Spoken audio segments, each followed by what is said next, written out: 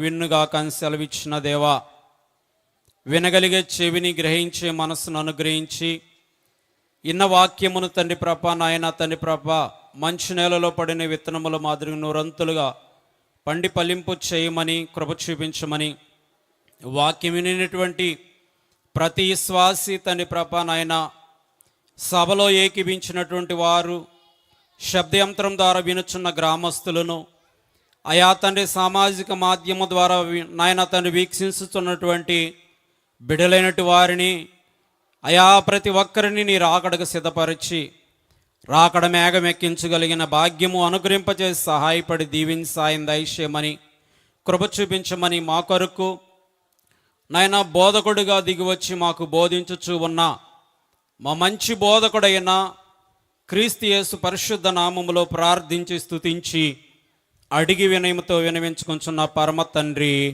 ఆమేన్. ప్రభు అయిన యేసుక్రీస్తు వారి యొక్క కృప మీకు తోడయి నడిపించి మహిమ మేఘం ఎక్కించును గాక, ఆమేన్. ఇటు శ్రేష్టమైనటువంటి సమయముని ఇచ్చినటువంటి త్రిత్వదేవునికి నా కృతజ్ఞతలు. అలాగే బైబిల్ మిషన్ను మరి ప్రత్యక్షతను అందుకున్నటువంటి దైవజనులు ఆత్మీయ తండ్రి గారికి మరి కృతజ్ఞతలు, మరణాతలు. అలాగే చిన్నవాడినైనా నన్ను ప్రేమించి మరి ఈ వత్సరములో ఈ రెండవ రాకడ పండుగలో ఏకీభించడానికి రాయవర గ్రామంలోనికి మమ్మల్ని ప్రేమతో ఆహ్వానించినటువంటి ఆత్మీయ తండ్రి గారిగా ఉన్నటువంటి మరి ఏసేపై గారికి, రెవరెండ్ ఏసేపై గారికి మరణాత. అలాగే చిన్నయ్య గారు కిరణయ్య గారికి, అమ్మగారికి మరణాత. వారి కుటుంబీకులకు, బిడ్డలకు నా శుభములు తెలియజేస్తున్నాం. సభలో ఏకీభించిన మీ అందరికీ కూడా మరొక పర్యాయం మరణాత. ఈ గ్రామం పేరేంటండి? మా రాయవరం. రాయవరంలో ఏంటి పండగ? రాకడ పండగ కదా. రాయవరంలో రెండవ రాకడ పండగ. రా రా అనే రెండు అక్షరాలతో ఒక పల్లవి పాడుకొని ప్రసంగ పాఠంలోనికి మనం ప్రవేశిద్దాం. మరి క్రీస్తు యొక్క పునరాగమన గురించినటువంటి కీర్తన ఆంధ్ర క్రైస్తవ కీర్తన పుస్తకంలో నుండి 236వ కీర్తన. మరి పల్లవి పాడుకుందాం, సమయం తక్కువగా ఉన్న దాన్ని బట్టి. రాజాతి రాజా రారా, రాజులకు రాజువైరారా, రాజయేసు రాజ్యమేలరారా, రవి కోట తేజయేసురారా.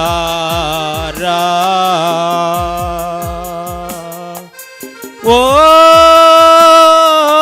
మేఘవానంబు మీద వేగమే, ఓ మేఘవానంబు మీద వేగమే, ఓ మించు వైభవంబు తోడ వేగమే, రాజాతి రాజా రారా, రాజులకు రాజువైరారా, రాజయేసు రాజ్యమేలరారా, రవి కోట తేజయేసురారా. దేవునికి మహిమ కలుగునుగాక, ఆమేన్. కొంచెం హుషారుగా చెప్తే బాగుంటుంది అనుకుంటున్నా. చెప్పండి. దేవునికి మహిమ కలుగునుగాక, ఆమేన్. ఆమేన్. సంతోషం. మరి రాజాతి రాజా అంటే అంటే రాజులకు, అంటే రాజాతి రాజా అంటే ఆయన ఎలా వస్తాడని మనం పాడుకున్నాం. ఇప్పుడు ఎలా వస్తాడనండి? ఎలా వస్తాడని చెప్పాలి. మేఘవాహనం. మీ అందరికి వాహనాలు ఉండుంటాయి. మీ చిన్నపిల్లలకి అప్పుడప్పుడే నడుస్తున్నటువంటి కొంచెము జోగాడే పిల్లలకి త్వరగా నడవాలని వాకర్ కొంటారు, అవునా కాదా? వాకర్లో పెట్టి నడిపిస్తారు. ఇంకొంచెం పెద్ద అయిన పిల్లలకి 3 చక్రాలు సైకిల్ లాంటిది కొనిపిస్తారు. ఆ తర్వాత ఇంకొంచెం పెద్ద అయిన వాళ్ళకి సైకిల్, ఇంకొంచెం పెద్ద అయితే బైకు, ఇంకా కొంచెం పెద్ద అయితే కారు. ఇవన్నీ ఏంటి? వాహనాలు. కానీ మనం సంపాదించుకోవాల్సినటువంటి ఏంటి అంటే మేఘవాహనము కలిగిన వాలి. దేవుని యొక్క వాక్య గ్రంథములో రాయబడినటువంటి జ్ఞాని అంటే పరమార్థ జ్ఞాని అయినటువంటి యోహాను గారు రాసినటువంటి ప్రకటన గ్రంథములో ఇప్పుడు మనం చదువుకున్న వాక్య గ్రంథాన్ని ఒక పర్యాయం పఠించుకుందాము. మొదటి 2 లైన్లు చూద్దాం. ప్రకటన గ్రంథము 1వ అధ్యాయము 7వ వచనం. ఇదిగో ఆయన మేఘారూఢుడై వచ్చుచున్నాడు. ఏమై వస్తున్నారట? ఇదిగో ఆయన మేఘారూఢుడై వచ్చుచున్నాడు. ప్రియులారా, ఇదిగో ఆయన మేఘారూఢుడై వచ్చుచున్నాడు, ప్రతి నేత్రము ఆయనను చూచును. చాలు ప్రియులారా, ఆయన మేఘారూఢుడై వచ్చుచు ఉన్నాడు కనుక, మేఘము మీద ఆయన వచ్చుచున్నాడు కనుక ప్రతి నేత్రం ఏం చేస్తుందట? ఆయన్ని చూస్తారు. ప్రియులారా, మేఘారూఢుడై వచ్చుచు ఉన్నటువంటి యొక్క సంగతి మనకి పరమార్థ జ్ఞాని అయినటువంటి యోహాను గారు మనకు తెలియపరిచిన వారై ఉంటూ ఉన్నారు. అయితే ఇదన యొక్క ప్రసంగ అంశములో మనము వాక్య గ్రంథంలో గమనించినట్లయితే పరిశుద్ధుడైనటువంటి మత్తయి గారు రాసినటువంటి యొక్క సువార్తలో 24వ అధ్యాయము 3-4 వచనములలో దేవుని వాక్యములో మనం ఒక పర్యాయం పఠిస్తే అక్కడ మనకు మరొక మాట కనబడుతూ ఉంటుంది. ఆయన ఒలీవల కొండ మీద కూర్చుండి ఉన్నప్పుడు శిష్యులు ఆయన యొద్దకు ఏకాంతముగా వచ్చి, ఇవి ఎప్పుడు జరుగును? నీ రాకడకును ఈ యుగ సమాప్తికిని సూచనలేవి? మాతో చెప్పుమనగా యేసు వారితో ఇట్లనెను, ఎవడును మిమ్మును మోసపరచకుండా చూచుకొనుడి. అనేకులు నా పేరిట వచ్చి. చాలండి ప్రియులారా, యేసుక్రీస్తు ప్రభువారు శరీరధారిగా ఉండినటువంటి దినములలో అపోస్తులైనటువంటి వారు, ప్రభువారి యొక్క శిష్యులైనటువంటి వారు ప్రభువారిని ఏమని అడుగుతున్నారంటే, నీ యుగ సమాప్తి ఎప్పుడు జరుగుతుంది? దానికి సూచనలేంటి? మాకు తెలియచేయమని చెప్పేసి శిష్యులైనటువంటి వారు ప్రభువారిని అడుగుచున్న వారై ఉంటూ ఉన్నారు. ప్రియులారా, ఈ దినము బైబిల్ గ్రంథంలో ఉన్నటువంటి వాక్యాన్ని బట్టి ఈ లోక సంబంధమైనటువంటి కొన్ని సూచనలను చూసి, ఈ సూచనలు దేనికి గుర్తుగా ఉన్నాయో మనము తెలుసుకొని మనము రాకడకు సిద్ధపడవలసిన వారమై ఉంటూ ఉన్నాము. అపోస్తులుడైన పౌలు గారు దెసలోనీయులకు రాసినటువంటి మొదటి పత్రిక 4వ అధ్యాయము 17వ వచనములో ఈ రీతిగా రాయించి ఉన్నారు. ఆ మీదట సజీవులమై నిలిచియుండు మనము వారితో కూడా ఏకముగా ప్రభువును ఎదుర్కొనుటకు ఆకాశ మండలమునకు మేఘము మీద కొనిపోబడుదుము. కాగా మనము సదాకాలము ప్రభుతో కూడా ఉందుము. ఎక్కడ ఉంటామంట? సదాకాలము మనం ఎక్కడ ఉంటాం? ప్రభుతో కూడా ఉంటామనంటే అక్కడ ఆయన మేఘములోనికి మనం వెళ్ళేటటువంటి వారిగా ఉండాలి అని అంటే, ఆయనతో పాటు నిత్య నివాసము కలిగి ఆయనతో కలిసి మనం ఉండాలి అని అంటే, మనము రాకడకు సిద్ధపడి రాకడలో ఎత్తబడేటువంటి వారిగా ఉండాలి. దేవుని వాక్యములో గమనించినట్లయితే అంటే అపోస్తులుడైన పౌలు గారు ఫిలిప్పీలకు రాసినటువంటి పత్రికలో 3వ అధ్యాయము 20-21 వచనములలో దేవుని వాక్యములో మనం గమనిస్తే అక్కడ మరొక మాట రాయబడి ఉండటం మనం చూడగలుగుతాం. మన పౌరస్థితి పరలోకమందున్నది, అక్కడ నుండి ప్రభువైన యేసుక్రీస్తు అను రక్షకుని నిమిత్తము కనిపెట్టుకొని ఉన్నాము. సమస్తమును తనకు లోపరుచుకొనజారిన శక్తిని బట్టి ఆయన మన దీన శరీరమును తన మహిమ గల శరీరమునకు సమరూపము గలదానిగా మార్చును. దేనికో ఎలా మారుస్తున్నారంట? ఈ మట్టి శరీరాన్ని, అంటే ఈ దీన శరీరాన్ని తన మహిమ కలిగినటువంటి శరీరము సమరూపముగా మారుస్తున్నటువంటి వారిగా ఉంటున్నారు. కాబట్టి ప్రియులారా, మనము దేవుని యొక్క వాక్య గ్రంథాన్ని బట్టి మనము జాగ్రత్తగా గమనించినట్లయితే ఈ యొక్క శరీరము దేనికి అంటే ఏ శరీరముగా ఉన్నదట? మట్టి శరీరముగా ఉన్నటువంటిది. అయితే మన పౌరస్థితి పరలోకమందు ఉన్నది. అక్కడ నుండి ప్రభు అయినటువంటి యేసుక్రీస్తు అను రక్షణ నిమిత్తము కనిపెట్టుకొని ఉన్నాము. కాబట్టి సమస్తమును మరి దేవుడు మనకు ఏం చేసేవారై ఉన్నారట, మన శరీరాన్ని అంటే దీన శరీరాన్ని అంటే దేవుడు తనకు లోపరుచుకొనజాలన్నటువంటి శక్తిని బట్టి ఆయన మన దీన శరీరమును తన మహిమగల శరీరమునకు సమరూపముగా అంటే సమరూపము గల దానిగా మార్చుచున్న వారిగా కనబడుతున్నారు. కాబట్టి ప్రియులారా, ఈ యొక్క మహిమ లేనటువంటి ఈ స్థితి కలిగినటువంటి ఈ మట్టి శరీరాన్ని మరి మహిమగల శరీరముగా ఎలా మార్చగలుగుతారనంటే, కోడి గుడ్డు పెట్టినప్పుడు ఆ కోడి గుడ్లను కోడి యొక్క పొదిగిట్లో పెట్టిన తర్వాత 21 రోజు తర్వాత అవి ఏమవుతాయి, ఆకారము కలిగినటువంటి ఒక పక్షిలా అంటే పిల్ల రూపంలో బయటికి వస్తూ ఉంటుంది.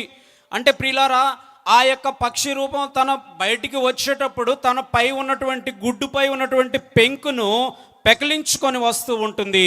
ఒకసారి అలాగైతే ఆ యొక్క లోపల గుడ్డు లోపల ఉన్నటువంటి ద్రవ పదార్థముగా ఉన్నటువంటిది ఎలాగైతే జీవము కలిగినటువంటి పక్షి కలిగినటువంటి రీతిగా మారుతూ ఉంటుందో, ఆ యొక్క పైన ఉన్నటువంటి ఆ పొలుసు లేదా ఆ యొక్క అంటే ఆ పొట్టు అన్నటువంటిది దానికి ఉన్నటువంటిది తొలగిపోయినట్లుగా మన యొక్క మట్టి యొక్క స్థితి యొక్క అలాగూ తొలగిపోయి మహిమ స్వరూపమును మనము ధరించేటటువంటి రీతిగా ఉంటాను. అందుకని చెప్పేసి తన పోలికను నరుని చేసిన తండ్రికి జయము అని అన్నారు దైవజనులు. కాబట్టి ఈ యొక్క శరీరమును అంటే మన యొక్క శరీరమును దీన శరీరమునకు మన దీన శరీరాన్ని తన మహిమగల శరీరముగా మార్చుచున్న వారిగా కనబడుతూ ఉన్నారు. ప్రియులారా, యేసుక్రీస్తు ప్రభు వారి యొక్క రాకడలో ఉన్నటువంటి లోకములో ఉన్నటువంటి సూచనలు, ఒక 3 సూచనలు, ఒక సిద్ధపాడును గురించి తెలియజేసి నేను నా వాక్యాన్ని ముగిస్తాను. ఈ లోకములో అంటే యేసుక్రీస్తు ప్రభువారు రాకడలో అంటే ఆయన యొక్క రాకడ అతి సమీపముగా ఉన్నది అని చెప్పటానికి ఈ లోకములో ఉన్నట్టు కొన్ని సూచనలు బైబిల్ గ్రంథంలో నుంచి మనం చూద్దాం. 1, లోకములో పాపం విస్తరించి ఉన్నది. ఏమై ఉన్నదట చెప్పండి ఒకసారి. లోకములో ఏమై ఉన్నదట? పాపము విస్తరించి ఉన్నదిగా కనబడుతూ ఉంటుంది. ప్రియులారా, ఆదికాండములో 6వ అధ్యాయములో 11వ వచనములో దేవుని వాక్యములో మనం గమనించినట్లయితే భూలోకము దేవుని సన్నిధి చెడిపోయి ఉండెను, భూలోకము బలాత్కారముతో నిండి ఉండెను. ప్రియులారా, దేవుని వాక్యంలో చూస్తే భూలోకములో దేవుని యొక్క సన్నిధి చెడిపోయి ఉండెను, భూలోకము బలాత్కారముతో నిండి ఉన్నదిగా కనబడతా ఉంది. అదే అధ్యాయములో 5వ వచనములో దేవుని వాక్య భాగములో ఒక పర్యాయమును మనం పఠించినట్లయితే అక్కడ నరులు చెడుతనము భూమి మీద గొప్పదనియు వారి హృదయం యొక్క తలంపులలో ఏమై ఉన్నదంట? ఊహ అంతయు ఎల్లప్పుడును చెడ్డదనియు యెహోవా చూచి. చాలు ప్రియులారా, భూలోకములో అంటే ఈ లోకములో పాపం ఏమైందంట? మొదటిది విస్తరించి ఉన్నట్లుగా పాపం విస్తరించి ఉన్నదిగా కనబడతా ఉంటూ ఉంది. ప్రియులారా, పాపము చేయడానికి వయసుతో పరిమితి లేనటువంటి పరిస్థితులు కనబడుతూ ఉన్నాయి. 6-7 సంవత్సరముల పసిపాపను యవనములో ఉన్నటువంటి పురుషులైనటువంటి వారు మరియు 7-8 మంది కలిసి ఆ పాపను పాడు చేసినటువంటి దుస్థితి మనం చూసాం. కాబట్టి ఇలాంటి యొక్క మరి ఒక చోట చూస్తే ఒక చిన్న పాప 11 సంవత్సరాలు స్కూల్కి వెళ్ళేటువంటి పాపను 65 సంవత్సరాల వయసు కలిగినటువంటి పెద్ద వ్యక్తి ఆ తోటలోనికి తీసుకెళ్లి వ్యక్తి పాడు చేసినటువంటి రీతి చూస్తూ ఉన్నాం. దీన్ని బట్టి చూస్తే లోకములో ఏమి విస్తరించి ఉంటుంది? పాపము విస్తరించి ఉంటూ ఉంటుంది. కాబట్టి ప్రియులారా, ఇక్కడ ఉన్నటువంటి యొక్క వాక్యమును మనం గమనిస్తే మనిషి యొక్క హృదయము చెడిపోయింది, తలంపు చెడిపోయింది, ఊహ చెడిపోయింది. ఆత్మీయ తండ్రి గారు అంటారు కదా, తలంపులో లేనిదే కలలోనికి ఎట్లు వచ్చినట్లు. ప్రియులారా, ఎవరో దారిని వెళ్తూ ఉంటున్నారు, బాగా ఆభరణాలు వేసుకొని విలువైనటువంటి ఆభరణాలు వేసుకొని వెళ్తూ ఉంటే ఎవరో ఒక పడుచువాడు చూసి తన తలంపులో ఒక ఆలోచన వచ్చింది, ఇలాంటి ఒక హ్యాండ్ కర్చీఫ్లో కొంచెం మత్తు వేసుకో అంటే మత్తు మందు లాంటిది వేసుకొని ఇలా ముక్కు దగ్గర పెట్టేస్తే ఆమె ఏమైపోతుంది అమ్మా? పడిపోతుంది. పడిపోతే ఏం చేయొచ్చు? తన మీద ఉన్నటువంటి నగలు తీసుకోవచ్చు. అంటే అనుకున్నాడు కానీ ఏం చేయలేదు, తీసుకోవాలా. అలాంటి తలంపు కలిగి ఉండటం కూడా ఏంటంట? పాపమే. ప్రియులారా, మనుషుల యొక్క ఎదుగుదలను చూసి, ఇతరులైనటు వారు నిర్మించుకున్న గృహాలను చూసి, వారి బిడ్డల విద్యలో గొప్ప ఉన్నతమైన స్థితిలో ఎదుగుటను చూసి, దేనిని చూసి కూడా ఏం చేసుకోకూడదు? మన తలంపును పాడు చేసుకోకూడదు. కాబట్టి హృదయము చెడిపోయింది, తలంపు చెడ తలంపులతో నిండి ఉంటున్నాయి. అలాగే ఊహలో, అంటే తన ఊహలో కూడా ఏముందంట? పాపముతో నిండుకున్నట్టు వారిగా ఉంటూ ఉన్నారు.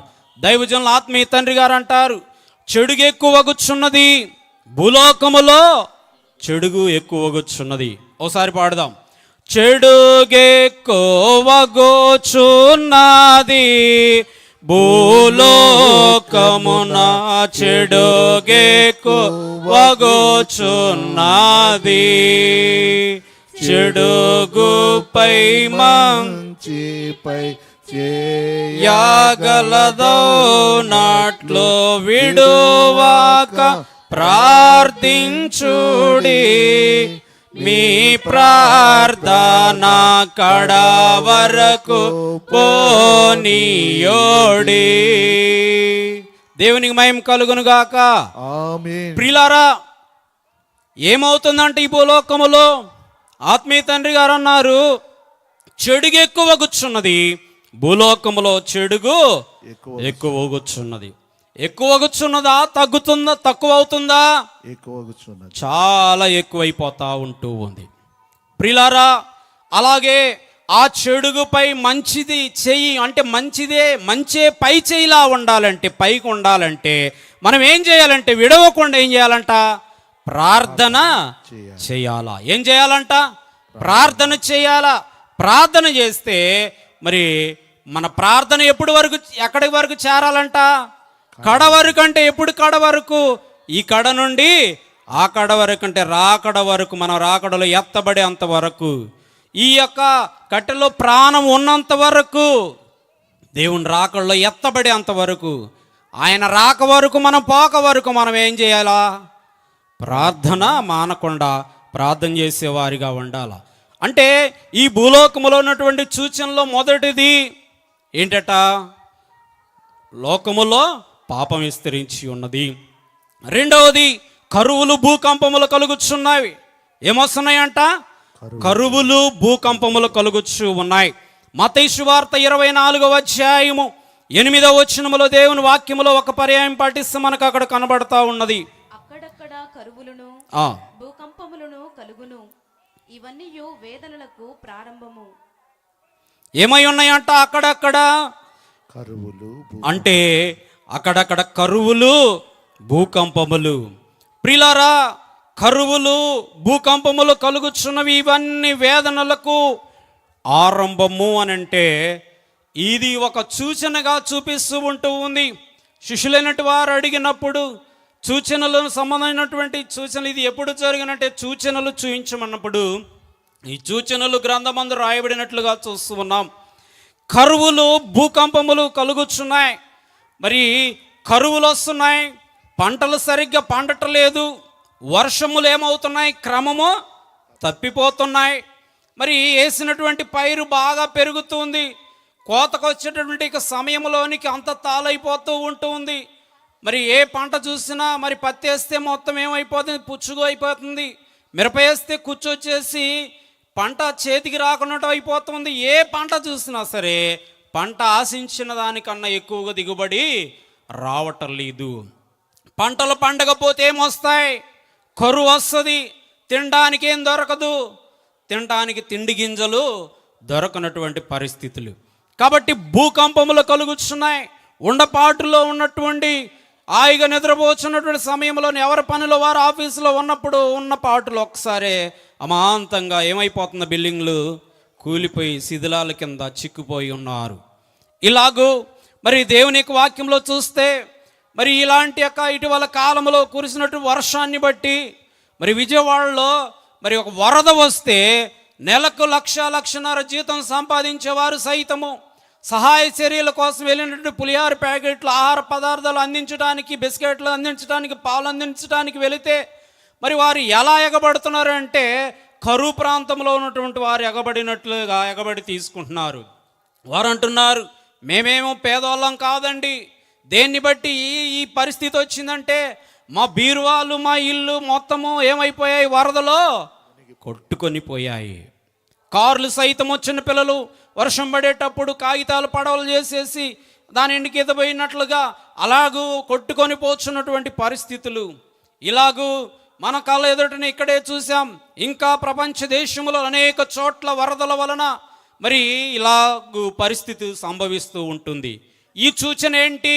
యేసుక్రీస్తు ప్రభువారి యొక్క రాకడ సమీపముగా ఉన్నదని మనము గుర్తుంచుకునే వారిగా ఉండాలి. మూడవ సూచన చూసినట్లయితే మనుషులకు కూలి దొరకనటువంటి దినములు, ఉద్యోగములు కరువైనటువంటి దినములు. ప్రియులారా, దేవుని వాక్యంలో చూస్తే జకరియా గ్రంథము 8వ అధ్యాయము 10వ వచనములో దేవుని వాక్యంలో ఒక పర్యాయం పఠిస్తే మనకు అక్కడ కనబడతా ఉంటూ ఉంది. జకరియా గ్రంథము 8వ అధ్యాయము 10వ వచనం. ముందు మనుషులకు కూలి దొరకక ఉండెను, పశువుల పనికి బాడిగా దొరకకపోయెను, తన పని మీద పోవువానికి శత్రుభయము చేత నెమ్మది లేకపోయెను. ఏలయనగా ఒకరి మీద ఒకరికి నేను రేపుచుంటిని. ఏమవుతుందంట ప్రియులారా? అక్కడ రాయబడినటువంటి యొక్క మాటను బట్టి మనం గమనించినట్లయితే ఆ దినముకు ముందు మనుషులకు ఏం దొరకట్లేదంట, కూలి దొరకటల్లా. ఇప్పుడు ఈ సీజన్లో కేజీల పద్ధతితో మనిషికి 1,500, 2,000 రూపాయలు సంపాదించిన రోజులు ఉన్నాయి. గతంలో సంపాదించలేదా? మీ పల్నాడు బాగా రేట్లు ఎక్కువలేండి, కూలి బాగా డబ్బులు సంపాదిస్తారు. కానీ ఇప్పుడు ఉన్నదా అలాంటి పరిస్థితి? ఈ వత్సరం ఉందా? చెప్పండి ఒకసారి, మాట్లాడితే బాగుంటుంది అనుకుంటున్నా. ఉందా? అందరూ చెప్పాలి. అయ్యగారు అడుగుతుంటే ఉందా? లేదు అంటే మన కళ్ళెదుటే, మన ప్రాంతములోనే, మన గ్రామములోనే మన కళ్ళకు కట్టినట్టే సూచన కనపడుతూ ఉంటే ఇంకా ప్రభు ఇప్పుడు రాడేమో అని చెప్పేసి ఆలస్యం ఎందుకు, ఇంకా ఎందుకు జాగు చేయటం? మనము సిద్ధపడే వారిగా ఉండాలి. అంటే ఏమై ఉన్నదంటే దేవుని వాక్యంలో చెప్పి ఆ దినములకు ముందు మనుషులకు కూలి దొరకక ఉండెను, పశువులకు పనికి బాడుగా దొరకకపోయెను. అంటే తన పని మీద పోవు వారికి శత్రుభయము చేత నెమ్మది లేకపోయి ఉండెను. కాబట్టి ప్రియులారా, ఇలాంటి యొక్క పరిస్థితులు, కూలి అంటే ఓన్లీ పొలం పనికి పోయే కూలి వాళ్ళే కాదు, ఉన్నతమైనటువంటి విద్యలు చదివి లక్షల రూపాయలు ఖర్చు పెట్టి చదివి ఈరోజు సాఫ్ట్వేర్ అని చెప్పుకుంటున్నటువంటి స్థితుల్లో మరి ఎవరికి ఆ సాఫ్ట్వేర్ అంటే నీవు చదివించడానికి కార్పొరేట్ స్కూళ్ళల్లో, కార్పొరేట్ కాలేజీలలో, కార్పొరేట్ యూనివర్సిటీలలో చదివించి ఈరోజు ఉద్యోగము ఎంతయ్యా ఈ జీతం అంటే 15,000 సాఫ్ట్వేర్కి. బతకగలదా? వివాహం చేస్తే బ్రతకగలరా భార్యాభర్తలు? ఉన్నాయా అదైనా 15,000 అయినా? లేవు. ఏంటి ఇదంటే ప్రభు యొక్క రాకడ అతి సమీపముగా ఉందని గ్రంథములో రాయబడినటువంటి మాటను బట్టి ఆ లోకములో ఉన్నటువంటి సూచన మనకు చూపిస్తుంది. కాబట్టి ఇక్కడ ఏమై ఉన్నదంటే మనుషులకు కూలి దొరకకయుండెను అనే మాట మనం చూస్తూ ఉన్నాం. యాకోబు పత్రికలో 5వ అధ్యాయములో 4వ వచనములో దేవుని వాక్యములో గమనించినట్లయితే అక్కడ మరొక మాట మనకు కనబడుతూ ఉంటుంది. యాకోబు పత్రిక 5వ అధ్యాయం 4వ వచనం. ఇదిగో మీ చేలు కోసిన పనివారికి మీరు మోసముగా బిగబట్టిన కూలి మొర్రపెట్టుచున్నది. ఏం చేస్తున్నారంటే పని చేసేవారికి సరైనటువంటి జీతం ఇవ్వటం లేదు. మా గ్రామంలో నుండి ఇతర ప్రాంతాలకి వలస వెళ్తారండి జనులు. వలస వెళ్తే మట్టి పని కోసం వలస వెళ్తే, అయ్యగారండి ప్రార్థన చేయండి, మాకు 18 లక్షలు పని బిల్లు ఆపేశారు, 15 లక్షలు ఆపేశారు, 12 లక్షలు ఆపేశారు, పని చేయించుకునేటప్పుడు మాకు వారంలో పేమెంట్ ఇస్తున్నారు కానీ పూర్తి బిల్లులు మాకు ఇవ్వటం లేదు. అంటే కూలి ఏం చేస్తున్నారంట, బిగబట్టుకుంటున్నారు. నాకు తెలిసినటువంటి ఒక సహోదరుడు ఒక సాఫ్ట్వేర్ కంపెనీలో హైదరాబాద్లో జాబ్ చేస్తూ ఉంటే తను కొంత సొమ్ము దాచుకొని అంటే వారి దగ్గర ఉంచుకున్నాడట. 3 లక్షల రూపాయలు బ్యాలెన్స్ ఇవ్వాల్సి ఉంటే వేరే కంపెనీ వాళ్ళకి ఒక మధ్యవర్తి బ్రోకరు, అంటే అది యుఎస్ఏ కంపెనీలో, ఇతను ఇంటి దగ్గర ఉన్నటువంటి వారి తల్లిదండ్రులు తన చదువు కోసం అప్పు చేస్తే ఈ 3 లక్షలు తీసుకెళ్ళి ఇంకొక వ్యక్తికి తప్పు తీర్చాలనుకుంటే పలానా టైంలో దసరా పండగకి ఇస్తామని చెప్పారట. ఆ తర్వాత ఆ దసరా రాకముందు వారం రోజుల ముందు ఆ అబ్బాయిని ఉద్యోగంలో నుంచి ఏం చేశారు, తీసేశారు. మరి ఇంటి దగ్గర తల్లిదండ్రులు నా కొడుకు చదువుకొని మంచి ఉద్యోగం సంపాదించి లక్షల డబ్బులు సంపాదిస్తాడు అని చెప్పేసి వారు కాయ కష్టం చేసి కూలినాలు చేసుకొని సంపాదించి చెప్పినటువంటి డబ్బులు మరి ఈ అబ్బాయి మీద పెట్టుబడి పెట్టినప్పుడు తల్లిదండ్రుల పరిస్థితి ఏంటండి ఇప్పుడు? కాబట్టి ప్రియులారా, ఏంటి ఈ పరిస్థితి అంటే దానికి జవాబుదారిగా అంటే యేసుక్రీస్తు ప్రభువారి యొక్క రెండవ రాకడలో ఆయన వస్తున్నారు కనుకనే ఈ సూచనలన్నీ కూడా జరుగుతున్నాయని చెప్పేసి మనం గ్రహించాల. అలాగే 4వ సూచన ఏంటంటే నలుదిశలకు జనులు సంచరించుట. దానియేలు గ్రంథములో 12వ అధ్యాయములో 4వ వచనములో దేవుని వాక్యములో చూస్తే ప్రియులారా, దానియేలు గ్రంథము 12వ అధ్యాయము 4వ వచనములో దేవుని వాక్యంలో మనం చూడడం, ఈ మాటలు మరుగు చేసి అంత్యకాలము వరకు ఈ గ్రంథమును ముద్రింపుము. చాలా మంది నలుదిశల సంచరించినందున తెలివి అధికమగును. అవి నాతో మాట్లాడు గాబ్రియేలను అతడు చెప్పెను. చాలు ప్రియులారా, దేవుని వాక్యంలో గమనిస్తే ఏం చేస్తున్నారంట, జనులు అంటే నలుదిశలకు సంచరిస్తున్న వారిగా ఉంటూ ఉన్నారు. ఒకప్పుడు ఆర్టీసీ బస్ స్టాండ్లలో పెద్ద అంటే మాచర్ల టౌన్ లాంటి ఆర్టీసీ బస్ స్టాండ్లో జనులు ఉండేవారు గుంపులుగా. కానీ ఇప్పుడు ఇటీవల కాలంలో హైదరాబాద్లో ఎయిర్పోర్ట్కి వెళ్ళినప్పుడు అక్కడ ఇది ఆర్టీసీ బస్ స్టాండా లేకపోతే అంటే విమానాశ్రయమా అనిపించింది నాకు. ఏమవుతున్నారు, జనులు విస్తారమైన ప్రయాణాలు చేస్తూ ఉన్నారు. కాబట్టి అలాగే ఏమైపోతుందంటే విస్తారమైన ప్రయాణము, విస్తారమైనటువంటి జ్ఞానము. ఇది వరకు స్కూల్లో టీచర్ గారు ఏదన్నా పాఠం చెప్తే ఆ పాఠముకు వారికి అర్థం కానటువంటి దాన్ని నోట్ చేసుకొని వారి తల్లిదండ్రులను లేకపోతే వారి తల్లిలో తండ్రి చదువుకొని ఉంటే వారిని అడిగి తన డౌట్ తీర్చుకునేవాళ్ళు.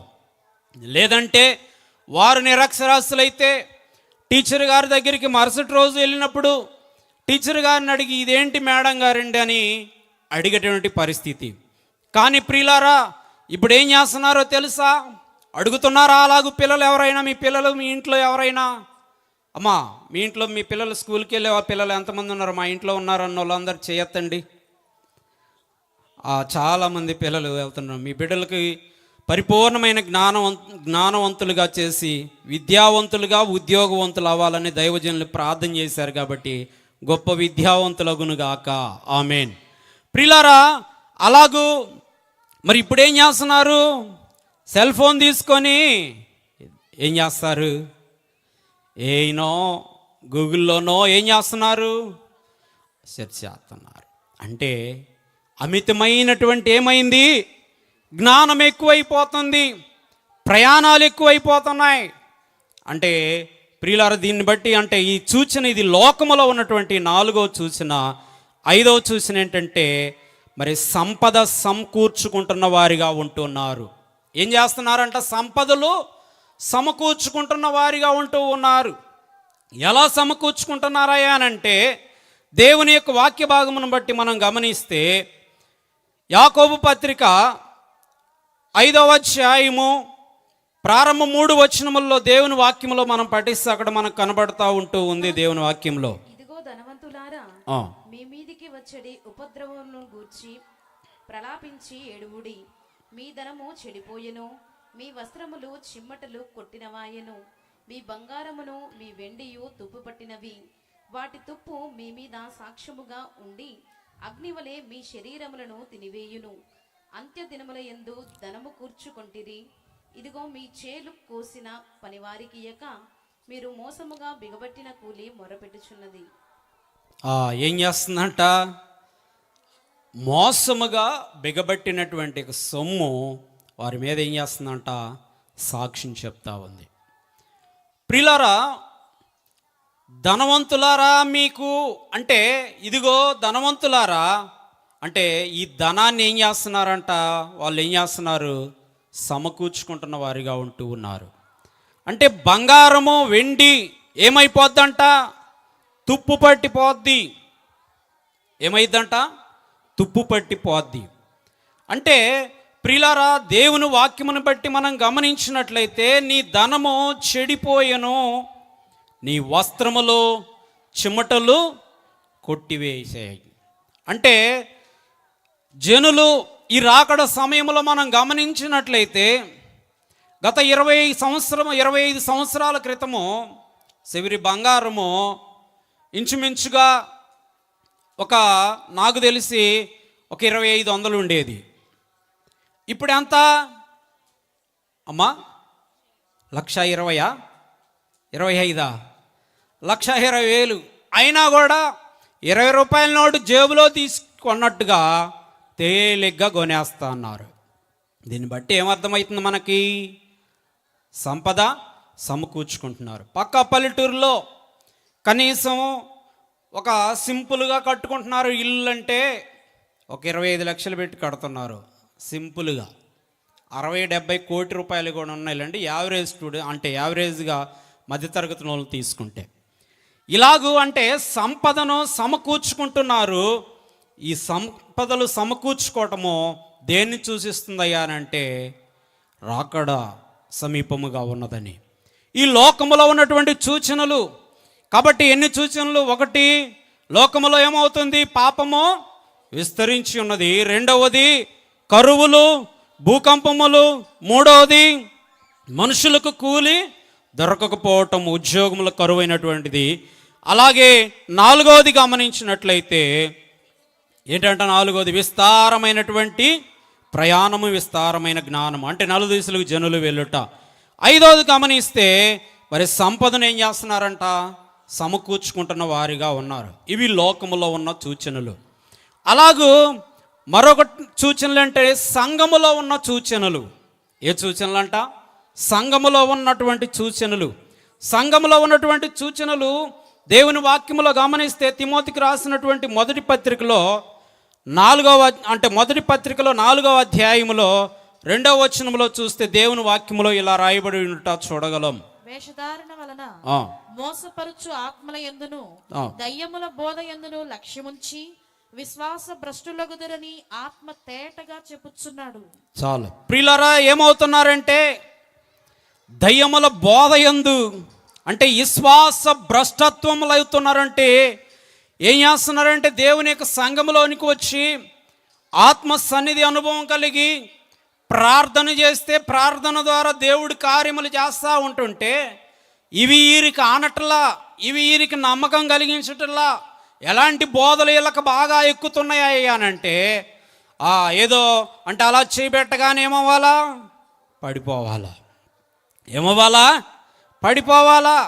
ఆమె రాగానే అక్క మీ మూలన ఇది అది ఉంది, మీ పొలంలో ఇది ఉంది, మీ అబ్బాయి సరిగ్గా ఆహారం తీసుకోవట్లేదంటే ఒక కారణం ఉంది, అది ఇది ఏదోదో చెప్తే వాటిని నమ్మేటటువంటి రోజులైపోయాయి. అంటే దీన్ని బట్టి పౌలు గారు అంటారు విశ్వాస భ్రష్టత్వముగా ఉన్నారు. నేననే మాట కాదండి ప్రియులారా. ఏమైపోతున్నారంట? సంఘములో ఒక గురు సూచన విశ్వాస భ్రష్టత్వం. తిమోతికి రాసినటువంటి 2వ పత్రికలో 4వ అధ్యాయం 4వ వచనములో కూడా ఇలాగ రాయించారు పౌలు గారు. సత్యమునకు చెవియక కల్పనా కథల వైపునకు తిరుగు కాలము వచ్చును. దేం చేస్తున్నారంట? సత్యమునకు తావు ఇవ్వట్లా, కల్పనా కథల వైపు ఏం చేస్తున్నారంట? ఆకర్షింపబడుతున్నారు, దానికి తావు ఇస్తున్నారు. అలాంటి వారిగా ఉండక మరి ఇలాంటి పరిస్థితులలో ఈ సూచన, ఇది ఏ సూచన అంటే సంఘములో ఉన్నటువంటి యొక్క సూచనగా కనబడతా ఉంటూ ఉంది. మరొకటి గమనించినట్లయితే ప్రియులారా, అపోస్తలుడైన పౌలు గారు తిమోతికి రాసినటువంటి 2వ పత్రికలో 3వ అధ్యాయం 5వ వచనములో దేవుని వాక్యములో గమనించినట్లయితే వేషధారణ అని అంటున్నారు. ఎలా ఉన్నారంట? మరొక సూచనగా వేషధారణగా కనబడుతున్నారు. అంటే దేవుని వాక్యాన్ని ఒక పర్యాయం పఠించుకుందామండి.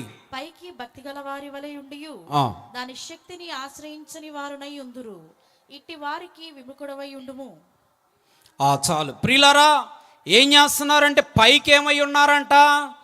భక్తి కలిగినటువంటి వారిగా ఉంటారు, లోపల మాత్రం ఏమై ఉంటారట? కాబట్టి పైకి వేషధారణ అటువంటిది పనికి రాదు. కొంతమంది చూసినట్లయితే ప్రియులారా, మరి దేవుని యొక్క విషయములలో జాగ్రత్తగా మనం గమనిస్తే వారు పైకి చూడటానికి చాలా ప్రేమగా ఆప్యాయతగా పలకరిస్తారు, లోపల వారికి ఏదైనా శ్రమ ఉన్నదని చెప్పేసి ప్రార్థన చేయండి అమ్మా అని చెప్పినప్పుడు నేను తిక్క బాగా అణిగింది అనుకుంటారు. ఎక్కడ? మనస్సులో. అంటే పైకి మాత్రం అయ్యో అటనా పాపం అని అంటారు. అంటే ఎలా ఉన్నారు వీళ్ళు? వేషధారణ కలిగిన వారిగా ఉంటూ ఉన్నారు. ప్రియులారా, ఈ సమయంలో ఒక మాట చెప్తాను. ఎందుకంటే ఒకరోజు ఒక బాబు ఒక పక్క పల్లెటూరులో ఉన్నటువంటి ఒక అబ్బాయి ఉన్నతమైన విద్య చదువుకొని బెంగళూరులో ఉద్యోగం చేస్తూ ఉన్నాడంట, సాఫ్ట్వేర్ ఉద్యోగం. ఉన్నపాట్లో ఉండి ఒక 6 నెలలు చేసిన తర్వాత ఏమైందంట? ఆ ఉద్యోగం కాస్త పోయింది. పోయేసరికి ఇంటికి వాళ్ళ తల్లిదండ్రులకి నెలకి కొంత డబ్బులు పంపించాలి కదా. నేను ఇంత వయసు వచ్చినాక 30 సంవత్సరాలు వయసు వచ్చింది నాకు, ఇంకా నా తల్లిదండ్రులకి అడిగి మెస్ బిల్లు కట్టాలి, ఫోన్ బిల్లు కావాలి, రూమ్ రెంట్ కావాలని అడగటం బాగోదని చెప్పేసి అతను ఒక రోజంతా తిరగడం మొదలుపెట్టాడంట. టౌన్లో మొత్తం తిరిగితే ఎవరిని అడిగినా ఎవరు జాబ్ ఇవ్వట్లేదంట. ఓ పెద్ద సర్కాస్ కంపెనీ ఉంటే అక్కడికి వెళ్ళాడంట. అక్కడికి వెళ్ళినప్పుడు ఆ వ్యక్తి ఆ సర్కాస్ కంపెనీ ఓనర్ దగ్గరికి వెళ్ళి, సార్ మీరు ఏమన్నా పని ఇస్తే చేస్తానయ్యా అని అన్నాడంట. ఏం పని లేదురా బాబు, ఏం లేదంటే అంటే పొట్టబట్టుకొని ఆకలేస్తుందయ్యా, కనీసం భోజనం పెట్టేటువంటి ఒక రోజంతా పని చేస్తే భోజనం పెట్టినా పని చేస్తానయ్యా అంటున్నాడంట. అలా అనేసరికి ఏమి లేదు పో అంటే కళ్ళమ్మ నీళ్ళు పెట్టి 2 అడుగులు వెనక్కి అంటే వెళ్ళేస్తుంటే ఆ బాబుని చూసి ఈ ఓనర్ గారికి జాలిపడి, రారా బాబు ఒక పని ఉంది చెప్తా చేస్తావా అన్నాడంట. ఏంటి ఆ పని అంటే, మా సర్కాస్ కంపెనీలో ఎలుకబంటి ఉంది, అది ఇటీవల కాలంలో జబ్బు చేసి చనిపోయింది. దాని యొక్క చర్మం ఒలిసాము, ఆ చర్మము నువ్వు కప్పుకొని మనుషులు వచ్చినప్పుడు నువ్వేం చేయాలంటే ఆ ఎలుగుబంటిలాగా ఇలా గెంతాలి, ఇలా యాక్షన్ చేయాలని చెప్పేసానంటే చేస్తానండి అని తలకాయ ఊపి ఆ పనిలో జాయిన్ అయ్యాడు ఆ పిల్లవాడు. పనిలో జాయిన్ అయిన తర్వాత అలాగూ చేశాడు. ఒక 3 రోజులు, వారం రోజులు జరిగిపోయింది. మంచి తిండి పెడుతున్నారు, ఆకలితో ఉన్నటువంటి వారి కడుపు నిండా భోజనం దొరుకుతుంది, పని దొరుకుతుంది, ఒళ్ళలవటల్లా సుఖంగా ఉంటుంది, బాగా ఉంది అనుకున్నాడు. కానీ ఒకరోజు ఆ బోన్లో ఉండేసరికి వాళ్ళ సొంత విలేజ్ నుంచి అంటే వాళ్ళ సొంత ఊరు మనుషులు ఆ సర్కాస్ కంపెనీలోకి వచ్చారంట చూడటానికి.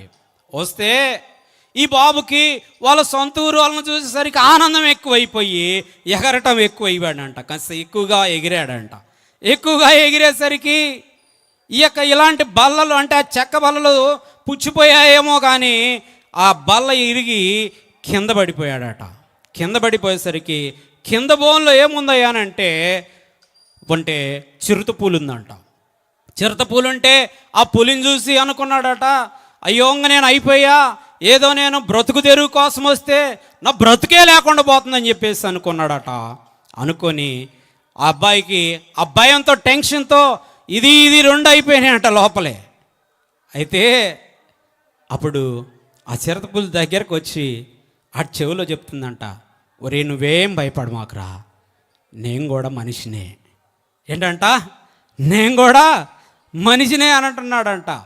అంటే వీళ్ళిద్దరు కలిసి మాట్లాడుకొని, ఒరే బాబు మన సర్కస్ కంపెనీలో నేను మనిషి, నువ్వు మనిషి, ఇలాంటి జంతువులు ఎన్ని ఉన్నారంటే ఉన్న జంతువులన్నీ మనుషులేరా బాబు, ఒరిజినల్ లేదురా అన్నారంట. అంటే పై రూపమేమో ఏ రూపమో అమ్మా చెప్పండి, పై రూపమేమో, నా మాటలు మీకు అర్థమవుతున్నాయా? పై రూపమో ఏ రూపమో అంటే ఎలుగుబంటి రూపం, లోపల ఉన్నటువంటి రూపం ఏంటి అంటే మనిషి. కానీ ప్రియులా ఈనాడు ఎలా ఉన్నారంటే పైకి చూడటానికి ఏం గొర్రె చర్మం కప్పుకున్నట్టు వారులా ఉంటున్నారు, లోపలేమో తోడేలు లాంటి స్వభావం కలిగిన వారు ఉంటున్నారు. కాబట్టి సంఘములో ఉన్నట్టు చూసిన ఏంటంటే మొదటిది విశ్వాస భ్రష్టత్వమును, రెండవది వేషధారణ, మూడవది గమనించినట్లయితే అంటే నులివెచ్చని స్థితి. ఏమైపోతుందంటే జనుల్లో ప్రేమ లేనటువంటి స్థితి అయిపోతుంది. మత్తయి సువార్త 24వ అధ్యాయము 12వ వచనములో దేవుని వాక్యములో పఠించినట్లయితే మనకు కనపడతా ఉంటుంది వాక్య గ్రంథం అందు అక్కడ. అక్రమం విస్తరించుట చేత అనేకుల ప్రేమ చల్లారును. ఏమైపోతుందంట? అక్రమము విస్తరించుడు చేత అనేకుల ప్రేమ ఏమైపోతుందంట? చల్లారిపోతుందిగా కనబడతా ఉంటుంది. కాబట్టి ప్రియులారా, దేవుని వాక్యములో గమనించినట్లయితే నేటి కాలములలో ప్రేమ లేదు. ప్రేమ ఏమైపోతుంది? తరిగిపోతుందా, కరిగిపోతుందా, ఎగిసిపడుతుందా? అమ్మా, ఏమైపోతుంది? ప్రేమ చల్లారిపోతుంది. ఒకప్పుడు సంఘములో ఎవరికన్నా బాధ వస్తే అందరు కలిసి ప్రార్థన చేసేవాళ్ళము. ప్రార్థనతో పాటు ఒకరోజు మా సంఘములో ఉన్న పాటులో ఉండి ఒక పూరిపాక ఉంటే అగ్ని ప్రమాదం వల్ల కాలిపోతే సంఘస్థులందరూ కలిసి కొంత సొమ్ము పోగు చేసి వారు మరలా దానికి పైన కప్పు వేసుకోవడానికి జమ్ముకు వాసాలకు కావాల్సినటువంటి సొమ్మంతా సమకూర్చి కొందరైతే కూలి లేకుండా వాగులోనికి వెళ్ళి జమ్ము కోసి ఇరుగు సహాయపడి మరలా ఏం చేశారు? తన ఇల్లును కప్పు వేయటానికి సహాయపడ్డారు. ఇప్పుడు చేస్తారా? ఒక పూటకి అంటే గింజలు లేవమ్మా తినటానికంటే 1 కేజీ బియ్యం ఇయ్యక్క అంటే అంటే ఈ ఒక్క పూటకి ఈ రోజుకే ఉన్నాయి, మాకు కూడా అయిపోయినాయి.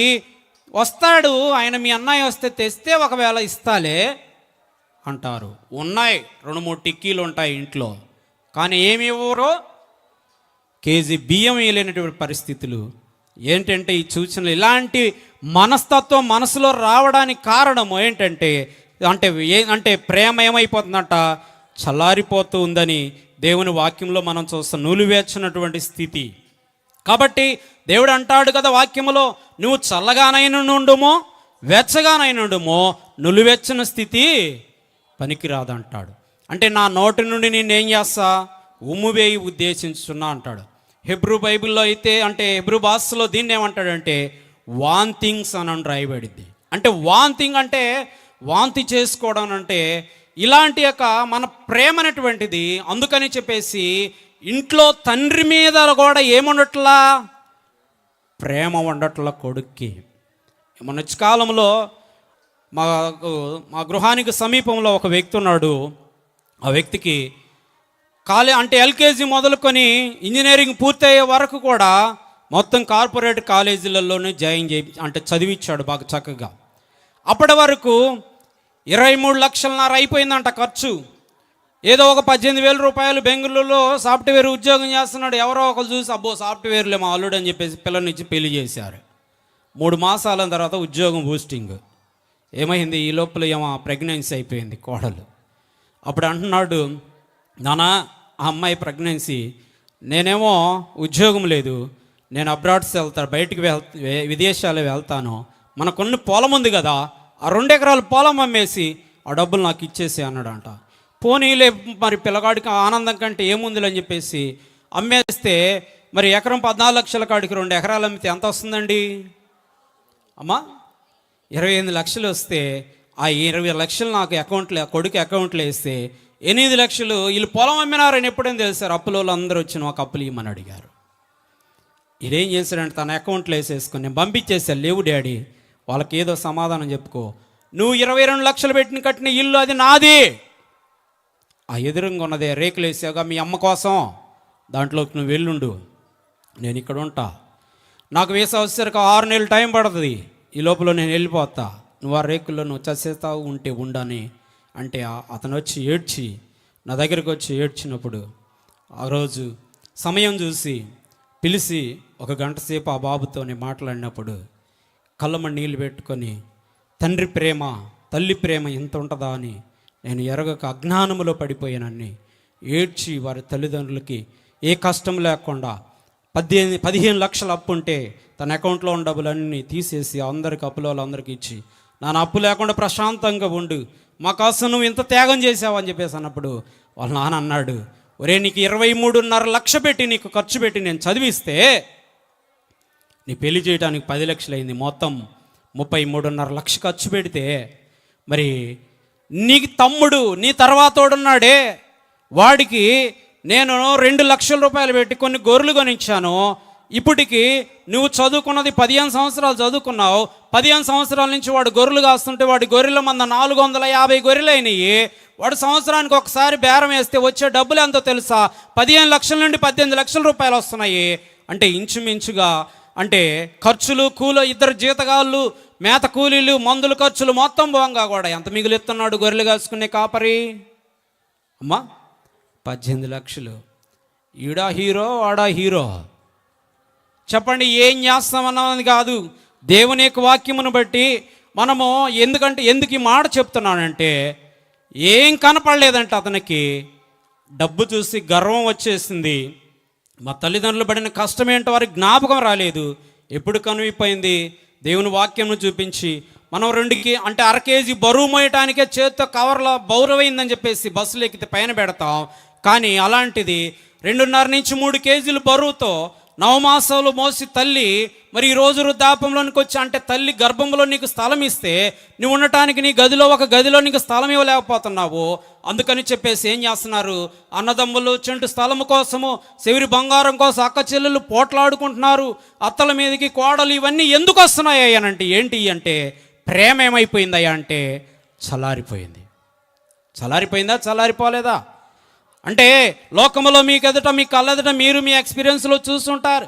కాబట్టి ప్రియులారా, ఇలాంటి యొక్క ఏమైందంటే ప్రేమ ఏమైపోతుందంట, చల్లారిపోతుంది. 4వ సూచన చూస్తే అధికమైనటువంటి హింస. ఏంటట?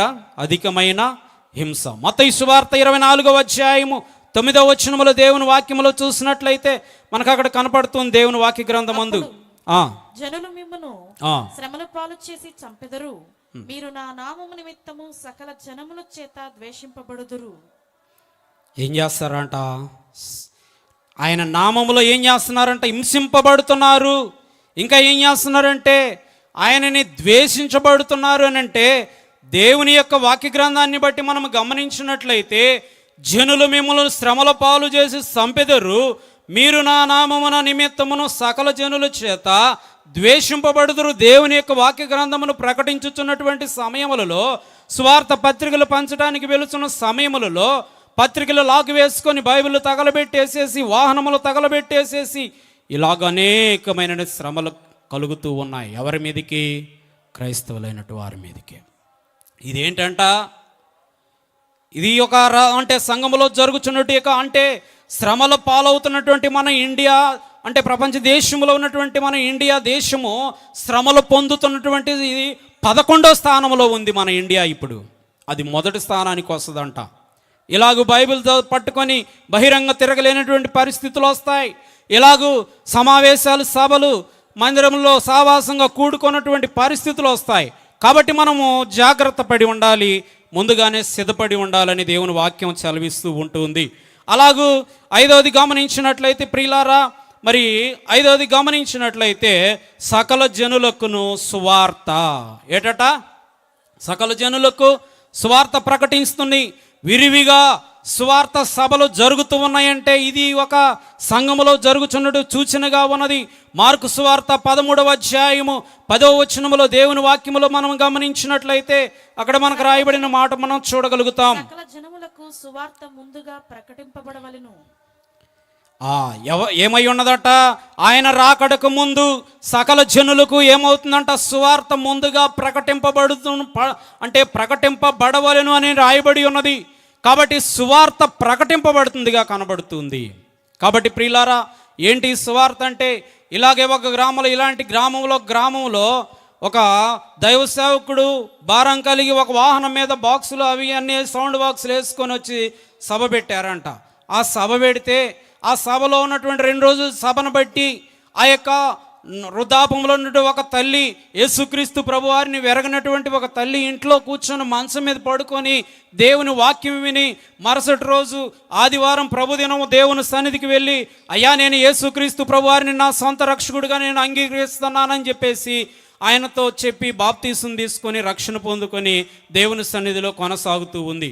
ఇలాగూ సరిగ్గా ఒక 15 సంవత్సరాలు జరిగిపోయిన తర్వాత ఆ దైవ సేవకుడు మరి ఒక చోట మరలా అదే గ్రామంలోనికి వచ్చినప్పుడు ఆయనతోటి ఇలా అంటుందంట, అయ్యా ఒక 10 నిమిషాలు ఇక్కడ కూర్చుంటావా, కొంచెం నీతో మాట్లాడొచ్చా, నాకు సమయం ఇస్తావని అంటే, చెప్పమ్మా ఏంటో నీ కోరిక ఏంటో చెప్పమ్మంటే, అయ్యా నేను ఇంకా నా కొడుకు లేరు, కోడలు లేరు, మనవలో ఎవరు లేరు, నేను ఒంటరిదాన్ని గనక నన్ను దేవుడు తీసుకుపోవాలని నేను ప్రార్థన చేసుకుంటున్నాను అయ్యా, ఈ ప్రార్థన చేసుకోవచ్చా అని అడిగిందంట.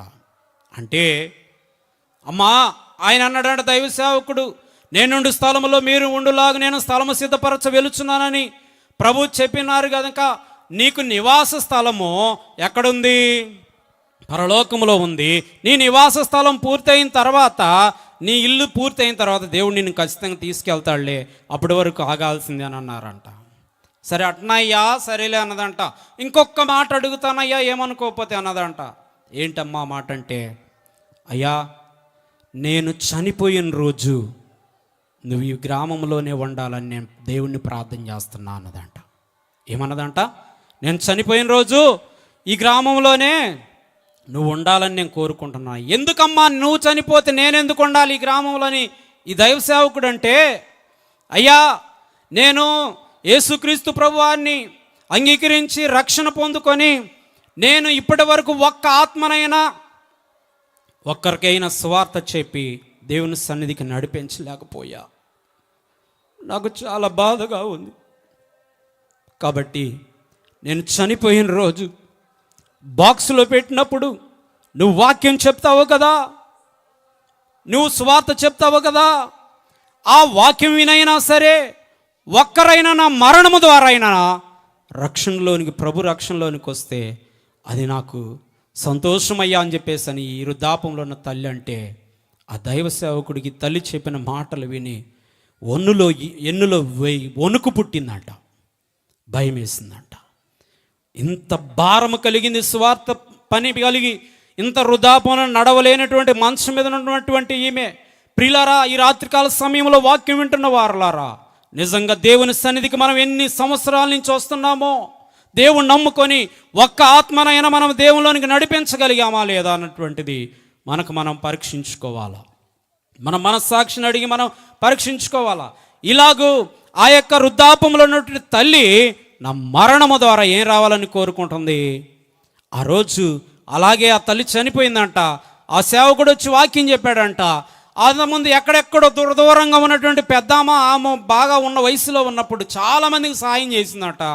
కానీ ఈమె ఇంత పని చేసిందని చెప్పేసి వాళ్ళ వంశంలో 7 కుటుంబాలు వాళ్ళు ఆ ఒక్కరోజు భూస్థాప కార్యక్రమానికి బెరెల్ గ్రౌండ్లోనికి తీసుకువెళ్ళడానికి వెళుతున్నటువంటి యొక్క సమయమందు చెప్పబడినటువంటి వాక్యాన్ని బట్టి ఎన్ని కుటుంబాలు రక్షింపబడ్డాయంట?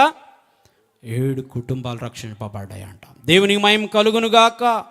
ప్రియులారా, నీవు నేను దేవునిలో ఉన్నాను అని అంటే ఇది మనతోటి వెళ్ళిపోకూడదు.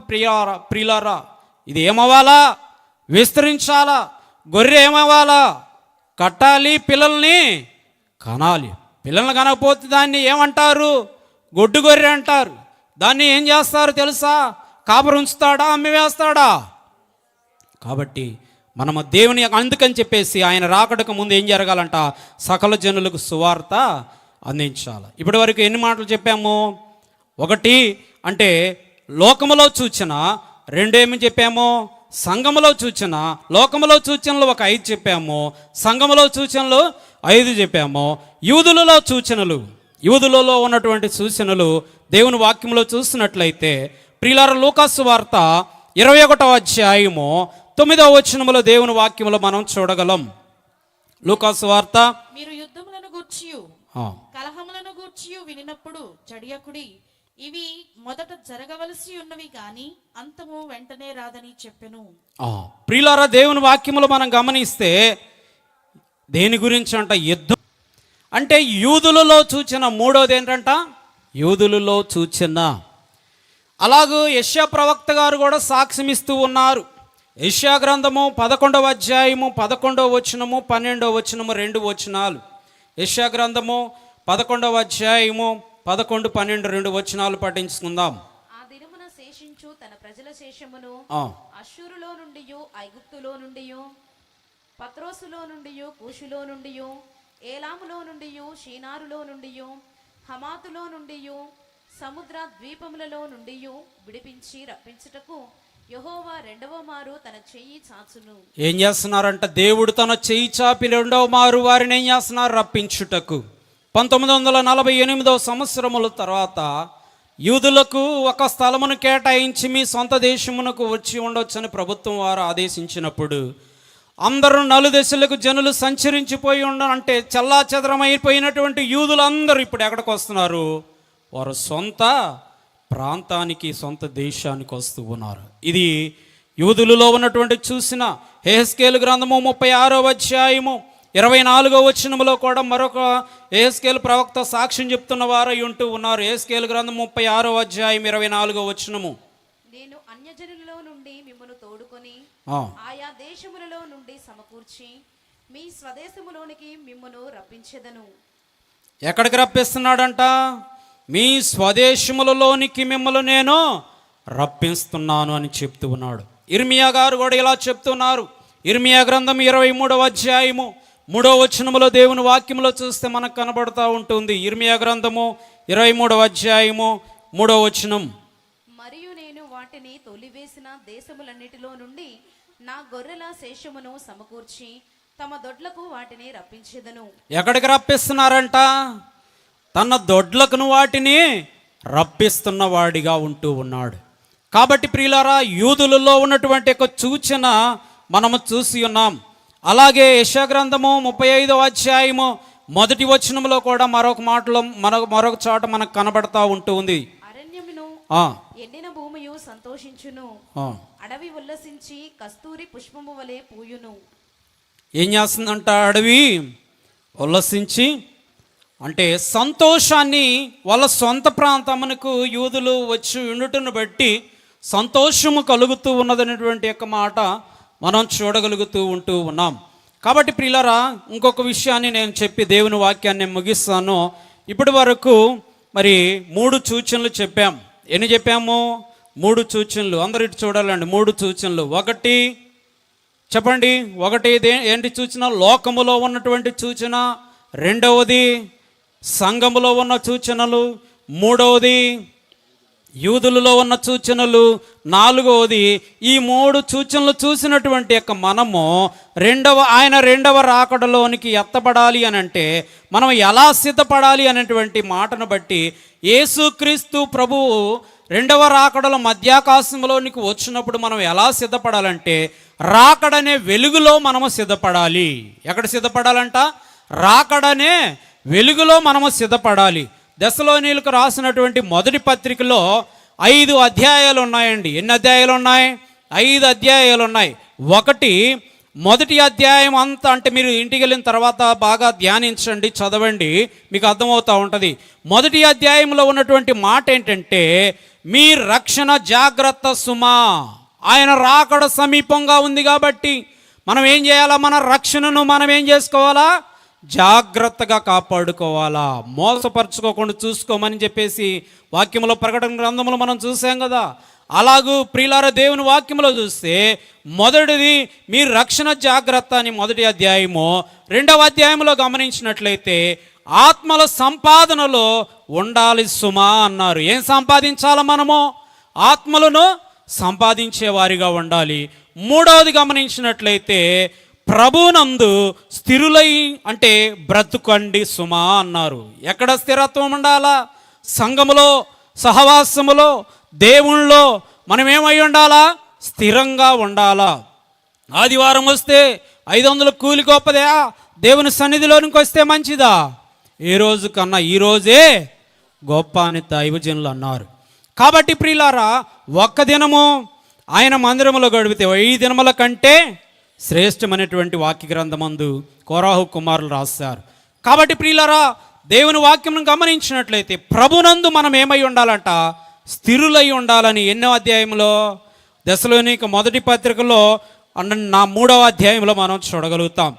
4వ అధ్యాయంలో చూస్తే యేసయ్య రాకడయందు నిరీక్షణ కలిగిన వారిగా ఉండాలి. ఏమై ఉండాలంట?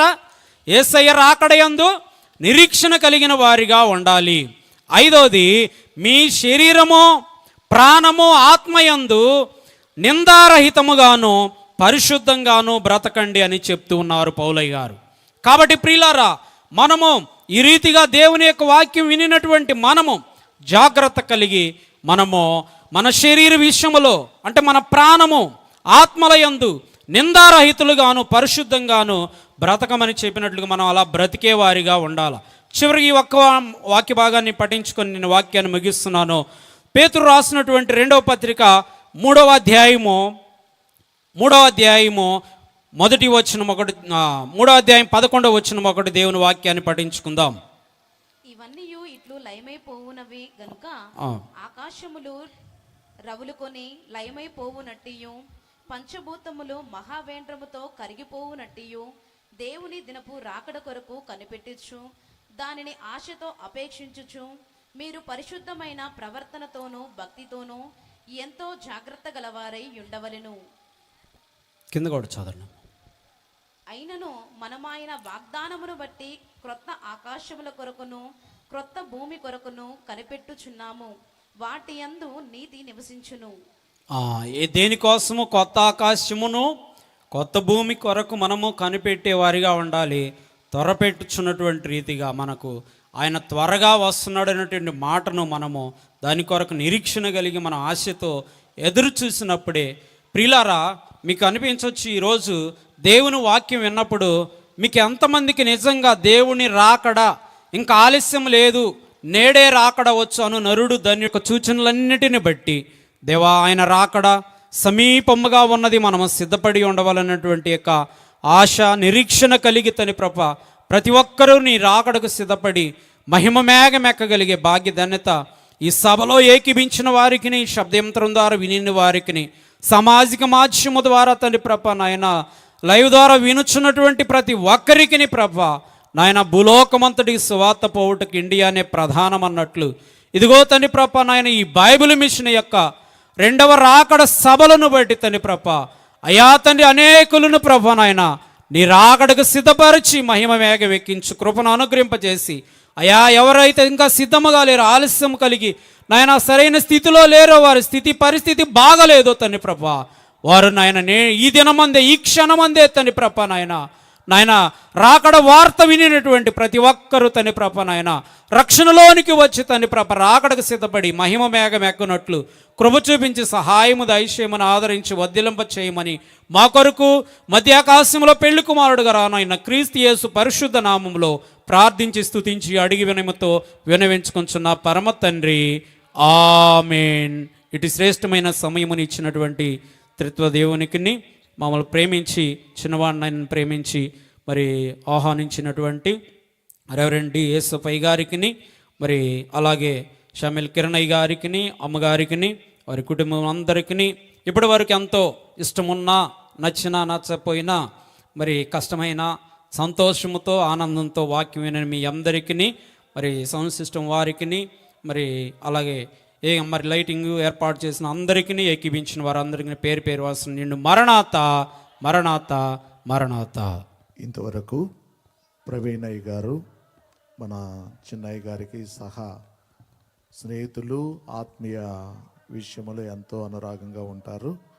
వారు ఆత్మీయ జీవితంలో బలపడుతూ అన్ని కార్యక్రమాలు ఏకీపిస్తూ ఒకరికొకరు సహకారంగా ఉంటూ ఇలాగున ఈవేళ మన మధ్యకు మరి ఆహ్వానించగా సుదూర ప్రాంతము నుండి అడవులలో దాటుకుంటూ వచ్చి మనకి ఇటు 2వ దిన సందేశము, మొదటి సందేశము, ఎన్నో సూచనలు, సంఘములో సూచనలు, లోకంలో సూచనలు, యూదులలో సూచనలు, 2వ రాకడకు ఎలాగ సిద్ధపడాలో, ఈ యొక్క రాకడ వెలుగులో సిద్ధపడాలని అమూల్యమైన సందేశం మనకు అందించిన వారై ఉన్నారు కనుక అయ్యగారికి మరి కొద్ది సమయంలో చక్కటి సందేశం అందించిన అయ్యగారికి, అమూల్యమైన సందేశం అందించిన అయ్యగారికి మనందరం చప్పట్లు కొడుతూ అమ్మగారికి అయ్యగారికి అందరికి మరణాతలు తెలియచేద్దాం. మరణాత మరణాత గారు సంతోషం సంతోషం. అందరికీ మరణాత సంతోషం. అలాగే ఈ సమయంలో మనకు దయచేసి అందరూ లేచి నిలబడదాం. మరొక అయ్యగారు మన దగ్గరకు వచ్చే ఉన్నారు. స్టువార్ట్పురం నుండి సమయలయ్య గారు మన యొద్దకు వచ్చిన వారై ఉన్నారు. వారిని ప్రేమతో ఆహ్వానిద్దాం. చప్పట్లు కొడుతూ వారిని ప్రేమతో ఆహ్వానిద్దాము. అయ్యగారికి మరణాతలు తెరిచేద్దాం. మరణాతండి అందరికీ మరణాత. మరణాత. ఈ అయ్యగారి యొక్క తండ్రి గారు, పెద్దయ్య గారు, మరి ప్రసాదయ్య గారు స్టువార్ట్పురంలో, మరి మీ అందరికీ తెలుసు స్టువార్ట్పురం అంటే మరి దొంగల యొక్క ఏరియాని. ఆ ఏరియా అంతా మారిపోయి మరి దైవికంగా ఆత్మీయ జీవితంలో దేవుని సేవ జరిగించినటువంటి తండ్రి గారు వారు ఈ మధ్య మరి పరలోక వాస్తవులైన వారై ఉన్నారు. వారి కుమారులు వీరు. తండ్రి గారు జరిగించున్న సేవను వీరు జరిగిస్తూ ఉన్నారు. వీరు మన మధ్య ఉండి వేళ ఈ చక్కటి సందేశములో రెండవ సందేశం అందించడానికి మన మధ్యకు వచ్చి ఉన్నారు. కావున వారిని మరి ఈ యొక్క సమయమందు సందేశం అందించక ముందు ఒక పల్లవి, ఒక చరణం అన్నమ్మ గారు పాడాలని తెలియచేస్తూ ఉన్నామండి. క్వైర్ గ్రూప్ వారు కూడా సహకరించడం. ఒక పల్లవి, ఒక చరణం మాత్రం. సమయం లేదు కనుక, చలికాలం కనుక మరలా 3వ ప్రసంగం మనకుంది. కావున దయచేసి అన్ని సమయానికి ముగించాలి. కావున సమయం విలువైనది. కావున అందుచేత ఒక పల్లవి, ఒక చరణం మాత్రమే. దయచేసి అందరూ లేచి నిలబడితే మీ అందరికీ కూడా